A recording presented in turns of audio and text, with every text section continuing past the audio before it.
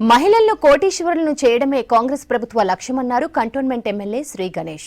మహిళల అభ్యున్నతి కోసమే ప్రత్యేకంగా సంక్షేమ పథకాలు అమలు చేస్తున్న ఏకైక ప్రభుత్వం కాంగ్రెస్ ప్రభుత్వమే అన్నారు. కంటోన్మెంట్ మారేడుపల్లిలోని మల్టీ ఫంక్షన్ హాల్లో ఇందిరమ్మ మహిళా శక్తిలో భాగంగా మహిళా గ్రూపులకు ₹1,00,00,000 చెక్కులను పంపిణీ చేశారు. బ్యాంకర్లతో కలిసి సమావేశం ఏర్పాటు చేశారు.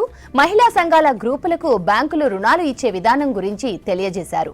ప్రతి మహిళ తమ కాళ్ల మీద తామే నిలబడే విధంగా ఉండాలన్నారు.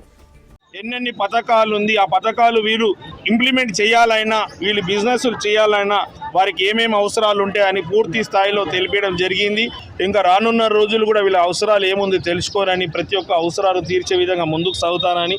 నేను ఎలక్షన్కు ముందు కూడా మహిళల గురించి మహిళా ట్రైనింగ్ సెంటర్లు శ్రీ గణేష్ ఫౌండేషన్ ద్వారా ఆర్గనైజ్ చేశాను. ఎందుకంటే ఏ ప్రభుత్వం ఉన్నా, ఏ ఎమ్మెల్యే ఉన్నా రోడ్ల గురించి, డ్రైనేజ్ గురించి, కరెంటు గురించి, ఈ మౌలిక వసతుల గురించి ఆలోచిస్తారు. కానీ కుటుంబాలు ఆర్థికంగా ఎదగాలి, కుటుంబాలు ఎదుగుతూనే, మహిళలు ఎదుగుతూనే కుటుంబాలు ఎదుగుతుంది అనే ఆలోచన లేదు. కాబట్టి ఆ ట్రైనింగ్ సెంటర్లు నేను ఆ రోజు ఆర్గనైజ్ చేసిన, ఈరోజు గవర్నమెంటే పూర్తి స్థాయిలో తీసుకుంటుంది. కాబట్టి ఈ మహిళలందరూ ఆర్థికంగా ఎదగడానికి, మాట్లాడుకోవడానికి, కలవడానికి, ఎవరైనా వీళ్ళకు బిజినెస్ల గురించి నేర్పించాలైనా కూడా ఇక్కడ కంటోన్మెంట్ వ్యాప్తంగా ఎక్కడ కూడా వీళ్ళకి మహిళా భవన్ లేదు. గతంలో కూడా నేను ఎలక్షన్లో హామీ ఇచ్చాను, నేను గెలిస్తేనే వీళ్ళకి మహిళా భవన్లు కట్టిస్తా, మహిళా ట్రైనింగ్ సెంటర్లు ఆర్గనైజ్ చేస్తాను.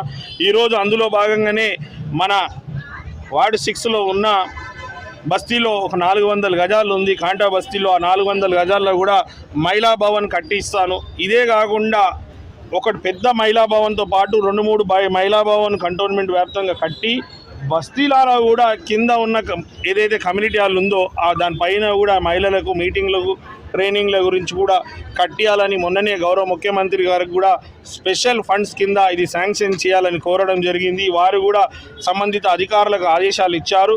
ఖచ్చితంగా రానున్న రోజుల్లో అతి తొందరగా మహిళా భవన్లు, మహిళా ట్రైనింగ్ సెంటర్లు ఏర్పాటు చేసి మా మహిళలు కూడా ఆర్థికంగా ఎదగడానికి పూర్తి స్థాయిలో నేను ప్రయత్నిస్తానని మీ ద్వారా మా మహిళలకు విజ్ఞప్తి చేస్తాను.